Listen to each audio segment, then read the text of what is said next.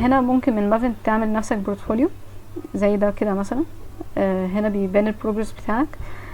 بتقدر تحط بريف عندك كده، يبقى ظاهر هنا كده في البورتفوليو.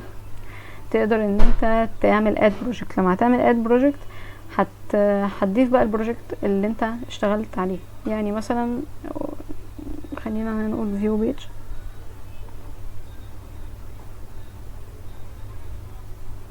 انا هنا مثلا خلصت البروجكت بعد ما عملته باستخدام الاس كيو ال والاكسل، طلعته على الباور بي اي وبنيه الداتا فيجواليزيشن تبريزنت انا ايه اللي انا فهمته من الداتا، وخلاص كانها كده خلاص بقت داشبورد.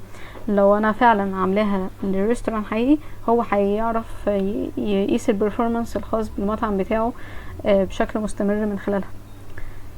وخليت الداشبورد امبيدد اللي هي في الباور بي اي امبيدد بالبروجكت هنا، وده فيتشر هو بيوفرها لك بحيث ان انت متضطرش تدي نسخه الباور بي اي لحد. هو خلاص هي يقدر يتشيك يعني لو اتش ار او سوري او حد تكنيكال مانجر عايز يشوف البورتفوليو الخاص بيك، فانت لما هتديله اللينك مش مضطر تبعت له فايل الباور بي اي، هو هيدخل من اللينك يقرا كل حاجه عن البروجكت بتاعك، وبعد كده هيبقى ظاهر قدامه الداشبورد انتراكتيف متفاعله. يعني يقدر بقى هو يعمل لها تيست ويشوف انت فعلا عملت ايه، واللي انت عملته ده مثلا valuable بيضيف فعلا معلومه ولا لا. والسمري طبعا بتعمله عن البروجكت، ايه البروجكت كان بيتكلم عن ايه، وانت ايه الحاجات اللي طلعت بيها، الفايندنجز او المعلومات اللي انت طلعت بيها من تحليلك للداتا بتاعت المطعم مثلا. وبتحط نسخ من الكويري والصور، ويبقى انت كده عملت بورتفوليو